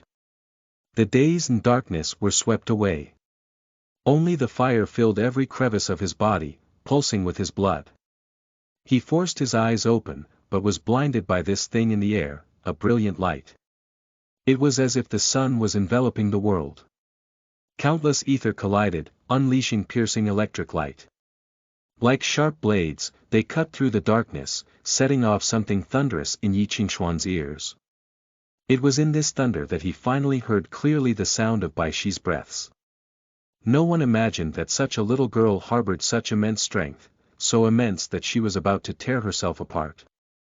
This awesome strength rushed into Yi Qingxuan's body, following the embrace, igniting his soul, and raising it above the sun. Ping! Yi Qingxian shuddered. The skin on the back of his neck split open, revealing bone. But then a long nail embedded in that bone shot out with invisible force and dug into the wall. The force did not stop there. It reverberated in his body, breaking through every obstacle in his joints. Ping! Ping! Ping! Ping! Ping! He did not know when those nails had been hammered into his bones, but they were being forced out now, flying into the wall and disappearing. Yi Qingxuan's body was dyed red, but he felt calmer than ever despite the pain. It was as if he had finally shaken off his shackles and returned to the world, returned to freedom. All light was extinguished. But the boy's black eyes were ignited. Under his thin eyelids, they shone like the moon. He woke up from a memory-like hallucination, but he felt that he was not himself anymore. A different sense of awareness came over him from somewhere far away, and entered his body. It was foreign, but was manipulated by his vessels. It blended in with his own awareness. It guided his thoughts, leading him to look at the world from another angle, to see things as they truly were. For the first time in his life, he was able to clearly feel the presence of ether.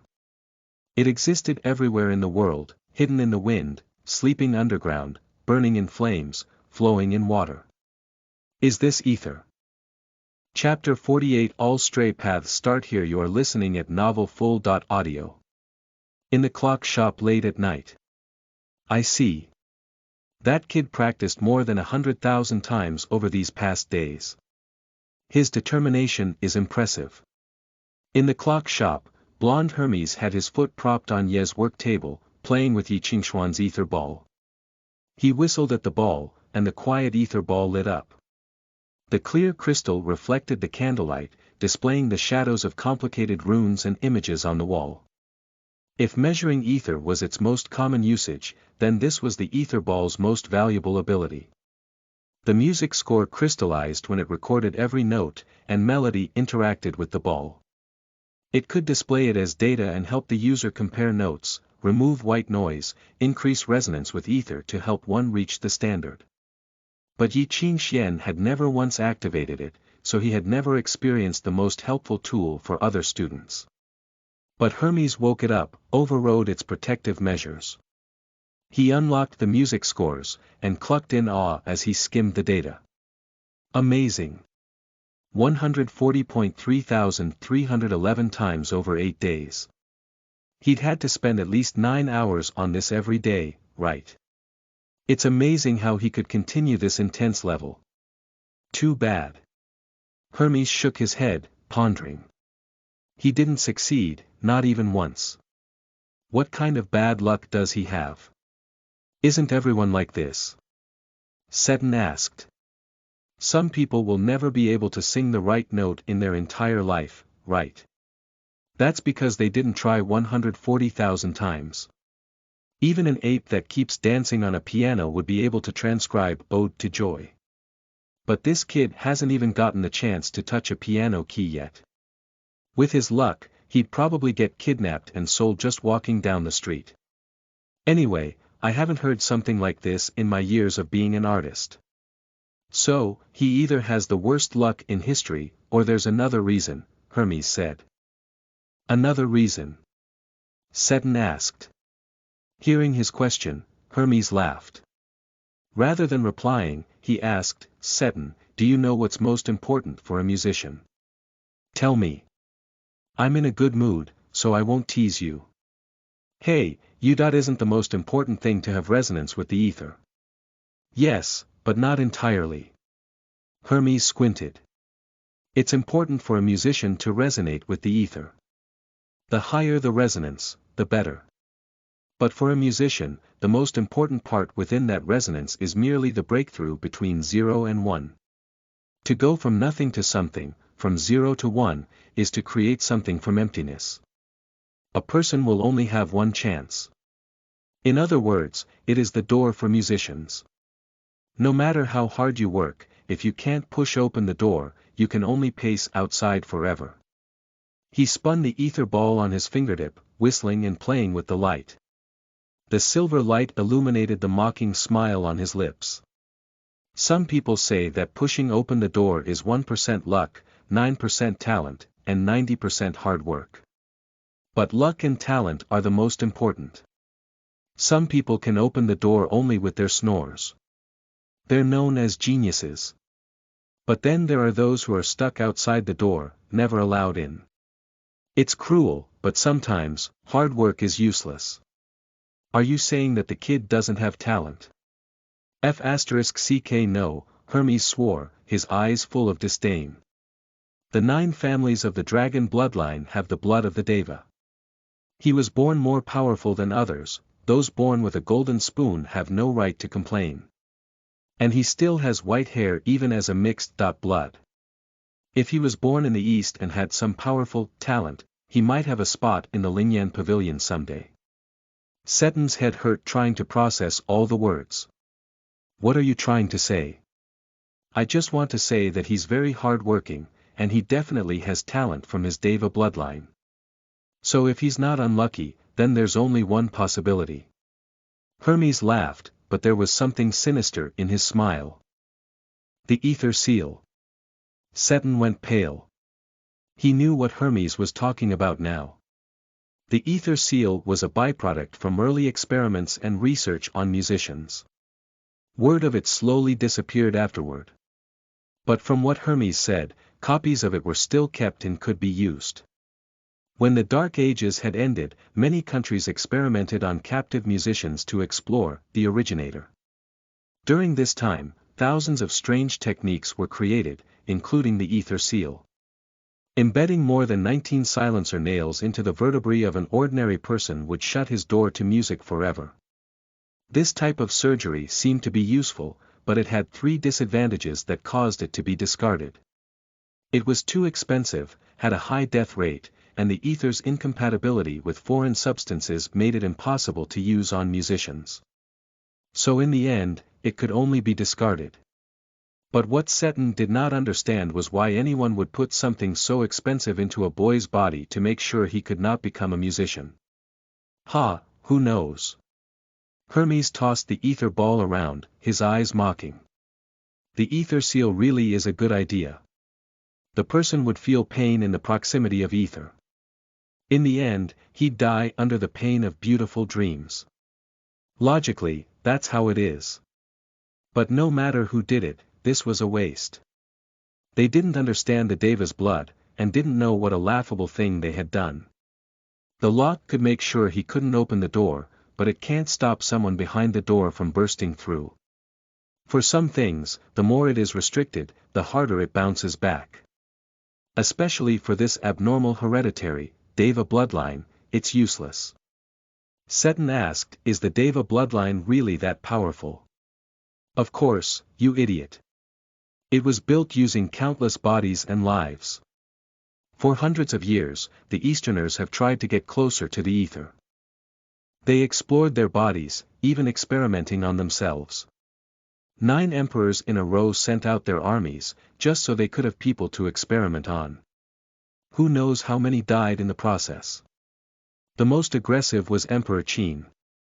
He even labeled the musicians who couldn't complete tasks as failures and burned the books of their schools. Until finally, one experiment succeeded. After letting the resonance of ether blend into blood, it transformed into talent. Like a wild beast, they turned this experiment into a hereditary ability. Seton was stunned. You're saying that the boy? Yes, Hermes nodded. You can forget memories and change your personality. But as long as you're alive, your instincts will remain. That boy pounded on the door 140 times. He only needs someone to give him a little push before he completely shatters that door. He paused, lamenting. When the synchronization rate goes from 0 to 1, the musician's door will open. Easterners sacrificed so much just for that moment. When the ether first melds with one's body, it transforms the soul and becomes part of that person's life. Hermes murmured, as if regretful, at that time, the ether would be the leader, guiding the lost rebel back to the originator. Even if it was just for a moment, the human's conceited soul would try to escape from the originator and return to its body, but only in that moment would they be able to see their true selves with the ether. He traced a ring in the air, his eyes full of pity. All stray paths start here. For a moment, Yi Qingxian fell into a heavy daze. The pale blue moon rose from the edge of the sky, illuminating his eyes. The painful dreamland was back. Time flew and all living things wilted. Everything disappeared, and was replaced by indescribable ruins and graveyards. The pale blue moon hung in the sky. Cobwebs and dust lingered between the tombstones. The sharp and heavy stones were like palms reaching up to the sky, trying to capture the moonlight. Yi Qingxian saw it again, that white-haired man. He paced among the tombstones in deep thought. Moss and fallen leaves clung to his long robe. Seeing Yi Qingxian, he raised his head. His face was so familiar. It was like seeing himself, or his father, or an old man. But he had retained the features of a youth, pretty like a girl, yet handsome and masculine at the same time. The longer he looked, the less sure Yi Qingxian was of his appearance. He did not know if this man was truly human, or was some ancient being. He was like some symbol from long ago, the source of all bloodlines. He stood in the flow of time, taking in the past and future. But as he gazed at Yi Qingxian, he came from the past to the present. He dropped from the future to stand before him. His eyes were cold and sad. Do you regret it? This time, Yi Qingxian could finally hear his voice clearly. His voice was deep, yet bright, like the sound of shattering jade. It pierced through his fate and past. His eyes went through Yi Qingxuan's body, as if landing on his heart. They saw those long years of pain and persistence, looking at the times he fell into mud and struggled to crawl out. His eyes were full of pity. Do you regret it? Yi Qingxian froze. An ineffable sadness and misery surged in his chest. Those forgotten things appeared once again, bringing with them a burning bitterness, pushing him to face this question. The question transformed into a hook. It dug through his bones, looking for even the smallest shred of doubt. No, a quiet voice replied in Yi Qingxuan's heart. He stared at the man in front of him, bursting into laughter. Softly, he said, and I won't in the future either. And so the man in the dream began to laugh too, as if finding reprieve in this vast land. That's great, he murmured, gazing up into the sky. Moonlight fell into his eyes, igniting the light of a spirit in his irises. The fallen leaves and moss sparked, flames gathered in his palm and turned silver white. He reached out, pushing a palm into the boy's chest. The flames burned in Yi Qingxuan's heart, flowing with his blood. But something under Yi Qingxuan's feet suddenly shattered. It was the birth of some type of power from underneath him. After brewing for so long, it finally broke through the ground. This was an invitation to step onto the road to death. It was a guiding light to the world of death and mystery. He finally signed the contract with the originator in this fantasy dream. All stray paths start from here, the white-haired man murmured behind his back. He pressed down on Yi Qingxuan's shoulder. His voice had suddenly changed, becoming so familiar. Little Yezi, this is the only thing I can give you. His soul seemed to latch onto the youth's body, guiding him to raise his hand, reaching into the emptiness, and plucking at non-existent strings. Your Symphony of Predestination. Chapter 49 Jiu Xuanhuan Pei 1 You are listening at novelfull.audio.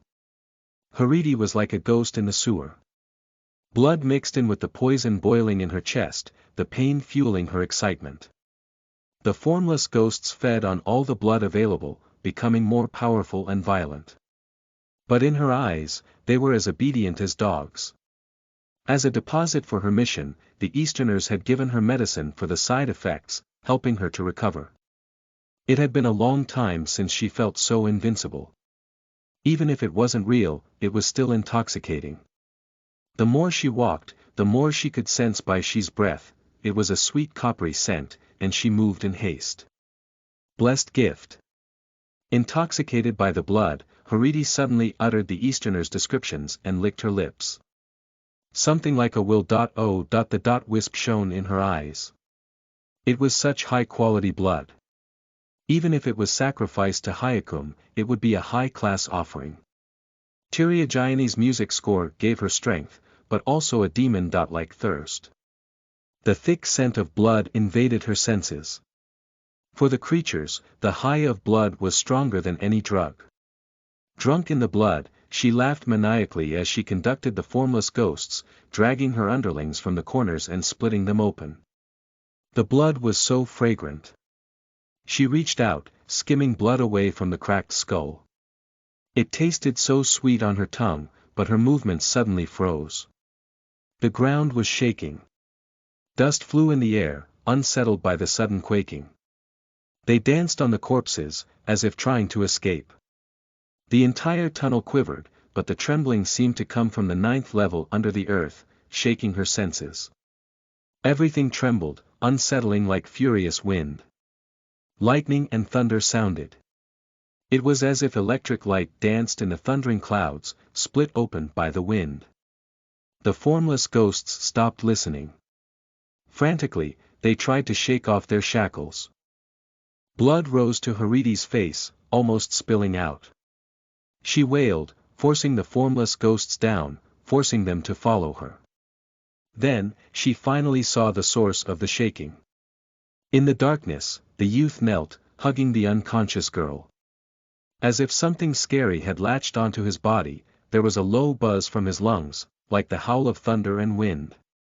Mighty strength gathered in his body, turning his face pale. One could see the sparks of ether in his bulging veins. The formless ghosts that had been wrapped around him were torn away by this strength, dissipating into the wind like smoke. There seemed to be cold moonlight in his lowered eyes. The blood around him retreated with his breaths, forming a perfect circle. And there was nothing else in the circle. The shine of holy spirits. Hariti froze, terror flashing through her eyes. Quickly, she discovered that it was not the music to call forth the Holy Spirit. It was not the magnificent music, praised by millions, like the legend said either. It was hard to understand, but everyone knew what this pure and basic phenomenon was, an abnormality created by too much ether at once. F***ck. Hariti stepped back. In the stillness, the youth seemed to wake from a long dream. He raised his eyes and looked Hariti. His eyes seemed to reflect moonlight, cold, quiet and empty. Like a demon's eyes, that gaze was full of nameless power. Just seeing it was enough to make one terrified, awestruck, and insane. It was silent, but under the gaze of those eyes, the wailing sounds muted. The writhing runes started drinking Haridi's blood wildly, playing Tyriagiani prologue in full force. And so countless painful wails sounded once again. The formless ghosts began sucking on Haridi's blood, growing even fiercer.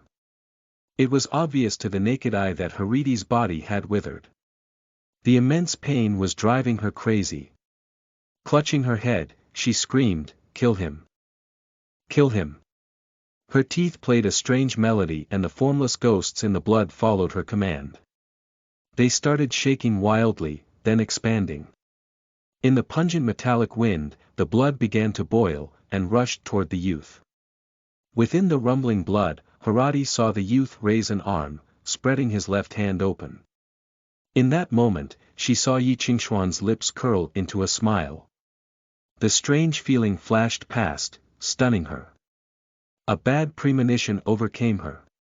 Xuanhuan opened his mouth and, over the thundering wind, she heard him murmur something. As if a chorale had been added, a miracle occurred.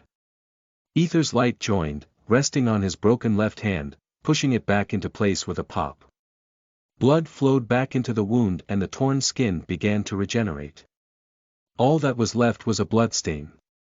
In an instant, the shattered arm had been healed perfectly.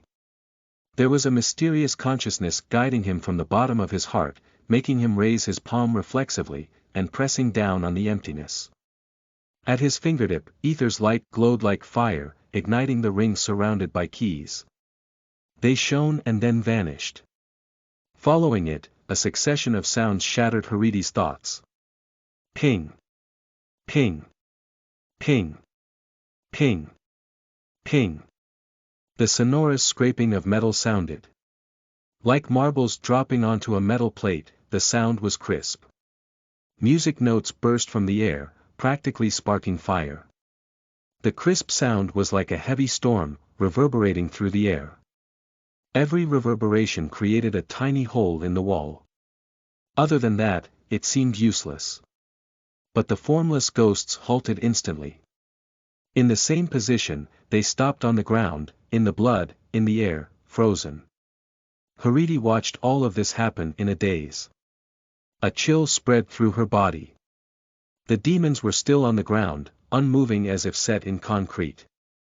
But they could not be because there was nothing solid in the air, and time could not freeze either. They were not actually frozen. They were still struggling, but they stayed in the same place because they had been nailed there. The burning fire illuminated the scene, the ether had solidified into strings of thin yet strong silver thread. They shot out from the pores in the walls, ceilings and floor, stretched forward, and came out from another wall. This tight threadwork wound through the sewer tunnel like a web. It was as it should be, like an instrument's strings stretched over the frets. No, they really were strings, strings made from solidified ether. The moment the evil spirits and creatures rushed in, the strings spread out on all sides, creating a complicated barrier to protect the youth in the center. The force of spreading out was too powerful. The thin strings turned into arrows, piercing through everything. They shot through the stone and evil spirits in their way. The closest string was only one step away from Haridi. Within the crisscross strings, the crazed formless ghosts began to struggle, trying to pull themselves out. But the strings were like knives, slicing through their veins and nerves, humming with vibration. The sound was as clear as a bird's call, cold and distant. They came from nothing, disappeared into nothing, only leaving behind a delicate echo. A trap. Haridi was stunned. Quickly, she was overtaken by a feeling of absurdity. This was not a trap. Those crisscross strings were not a trap at all. It was the base shape of something. It was forged by the ether's fire, formed by a melody, and originated from the runes. This was a sharp blade created by an alchemist's soul, it was the instrument that could control ether and the universe. In the quietness, music plays. It is beautiful, but is the weapon responsible for life and death. 2. At the bottom of Yi Qingshuan's heart, the voice whispered, Yezi, this is the Jiu Xuanhuan Pei. The sleeping soul opened its eyes. Using Yi Qingshuan's eyes, it looked down at the world. Using his hands, it gathered the ether and guided his body to sit, as if seated at the front of a grave hall. For some reason, Yi Qingxian thought of his lost notes. The messy notes that Wolf Flute had scribbled in, those blurry words, and music notes in his memory suddenly started changing. No, they had always been like that. But for an unknown reason, no one realized that it was the seal's effect on the paper and in his mind. Now, the seal was broken, and he finally realized that there was something he had missed. The scrawled words started changing in his mind, turning into ethereal runes at last. The runes changed too, transforming into entirely new notes and melodies. The melody played in his heart, making him raise his hand unconsciously, pressing down on the strings. And so the ancient instrument that had slept for so many years was finally being played. For a moment, the musician known as Moon Chant was brought back to life by the youth, his consciousness flowing through his veins, guiding him to pluck at the strings and perform his symphony of predestination. 1. Jiu Xuanhuan Pei. An ancient Qin, zither, passed down from the Tang dynasty, around 700 AD. It is a real instrument, made up of multiple parts. 5 have survived to present day. 2 are kept by collectors while 3 are in museums. 2. These phrases, among others, are carved into Jiu Xuanhuan Pei. Chapter 50 The Moon Above the Ocean. You are listening at novelfull.audio. The moment the string was plucked, all sound muted. The silver haze suddenly joined together and swept into a frenzy. But the ether's glow disappeared, only leaving behind the sparse notes from the instrument. Hidden behind the beautiful music was a sharp and sonorous breath. Like an unsheathed blade, it scraped and hummed, gradually revealing its murderous intent. Within the sparse notes, weak ripples spread from Yi Qingshuan's fingertips, extending in all directions. Everything in its path dimmed.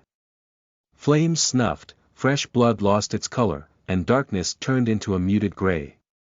Everything looked unchanged, but something seemed to be dragging them further and further away. Mist was born from the sky then scattered. It wasn't thick, it was thin and unnoticeable until it fully enveloped the space. Like a breath in winter air, it dissipated. A vague chill rose, seeping into every open crevice.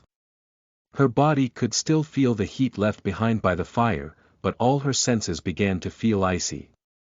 Haridi turned pale. Reflexively, she tried to step back, but her foot stopped mid-step. The non-existent coldness had already seeped into her brain, freezing her thoughts and consciousness. Finally, she stood stunned in the white mist, her mind frozen in shock and terror. In this cold mist, everything came to a standstill. In the dancing white mist, there was only the sound of the zither. Soon, the spattering of notes changed, turning into a continuous melody. The true overture had finally begun. In the silence, the zither suddenly produced a harmonized crispness and heaviness. Burning decisive thoughts appeared, and were hammered into everyone's hearts. The notes reverberated through the air, shapeless and intangible, but powerful and awe-inspiring. In its path, all ghosts and demons were crushed by the majestic yet cold air. This was not physical interaction. It was purely resonance between souls. The music was sparse, but destroyed every evil spirit.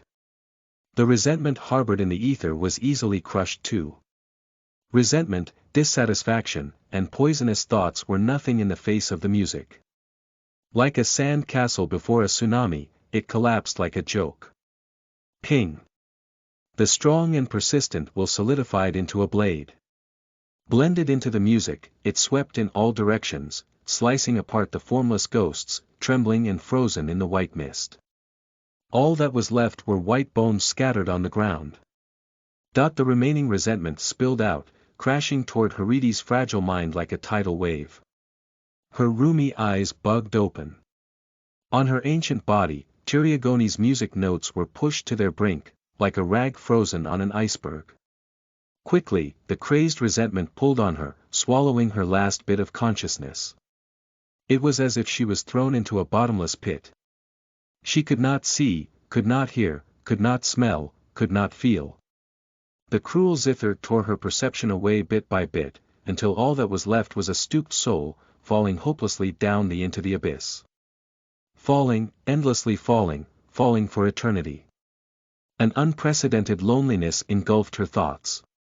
She wailed, but she was not even sure if she could make a sound. Then she saw moonlight jump from the abyss. Cemented in the seemingly eternal loneliness, everything lost its meaning. Even living became a long nightmare. With time at a standstill in the abyss, the nightmares seemed to last forever. It would trap her for thousands upon thousands of years. But this feeling only lasted a moment, and ended before she could react. After that, Haridi was still standing in her original position, unmoving. Boom! The noise of a firecracker thrown into a ditch sounded. It came from inside her skull, as if some delicate and soft membrane had cracked open. Black blood ran from the corners of her eyes, nose, and ears. She was finally freed from that nightmare. In her last moments, she stared at the shadow behind the youth. Caught between tears and laughter, she cried, You're still here, that white-haired creature is you. Her voice was dumbfounded. Why are you here?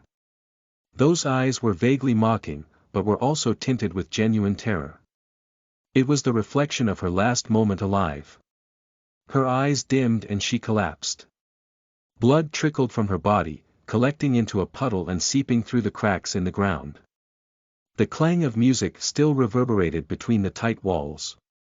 It spread through the alley until the scattered notes melded into rock, water, and wind.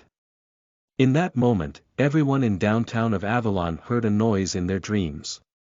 Clanging music from the zither entered their dreams, changing their dreamscape. They saw a mysterious ocean wave in the pitch-black night. In the endless tide, a silver-white moon rose up from the end of the sky. The moonlight illuminated everything, shining kindly and fairly upon the entire world. The moon above the ocean. At this moment, the moonlight was everything in the skies and on earth. After a long time, the strings began to scatter. The solidified ether lost its shape again, returning to a silvery mist. The mist dissipated quickly. Its vague shadow barely discernible in the cloud. Like a mirage from far away, his body was blurry, his face empty white. But when he looked at the youth before him, his eyes were gentle and soft. He caressed the youth's white hair, as if wanting to touch him with the help of the mist, but he couldn't. When Yi Qingxian awoke from that all-consuming dream, he could only see the man's shadow. He faded into the distance, dissolving with the mist. Sensing the youth's gaze, he stopped and turned back slightly. His blurry lips seemed to smile, but it was impossible to see clearly. Yezi, solve this mystery. His lips moved soundlessly. Go to the end of that dream. Something rippled through the mist, then disappeared. Yi Qingxian gaped at where he had been. He wanted to say something, but it was too late. It seemed to have been a hallucination, but it had felt so real. The man had come back, summoned because of the music. Yet he had to leave again after his short stay. Yi Qingxian pounded the wall, venting out the sadness and frustration in his heart. If only he had woken up earlier, he might have had time to talk to the man. He did not know what to say. Maybe he would yell or accuse him. But why do you have to leave so quickly, he thought. Frustrated, Yi Qingxian hung his head. He wiped at the corner of his eyes, as if wanting to get rid of the bitterness there. He finally saw the girl slowly open her eyes, as if waking up from a long dream. She opened her eyes with fatigue, and looked at the youth before her, trying to decide if he was real or a hallucination. You're awake. Yi Qingxian wanted to pull her up, but his body hurt like it had been smashed by a rock. But he did not realize until then that his shattered bones had been put back together. His fingers were still swollen and black, though. But maybe they had not completely rotted, and could still be brought back to life with medicine. Yi Qingxian tried moving his joints and smiled when a finger twitched. "Let's go," Yi Qingxian said. "We should go back." Bai Shi gazed at him in a dazed confusion. After a while, she pulled on his sleeve and climbed up. She seemed exhausted, with no energy to speak. But now she was a good child. She no longer played around, ran, or disobeyed. She obediently held on to Yi Qingxuan's shirt sleeve, quietly, like all girls. Sometimes, she'd look up at Yi Qingxuan's profile, her eyes confused and complicated.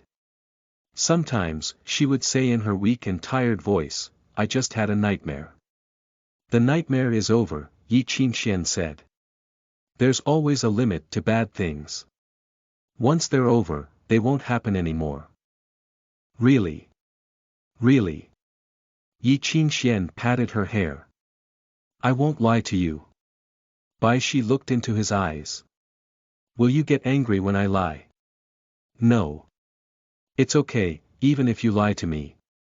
Yi Qingxian grasped her hand, saying softly, "Thank you, Bai Shi." She froze, looking as if she wanted to speak. But she did not say anything. After a long time, she lowered her head and uttered, "Oh," and said nothing else. Seeing how she wanted to say something, but was too embarrassed to speak, Yi Qingxian could not help but laugh. He was very cold and hungry. He was tired too, and his body felt as if it had been torn apart and put back together. But none of that mattered anymore.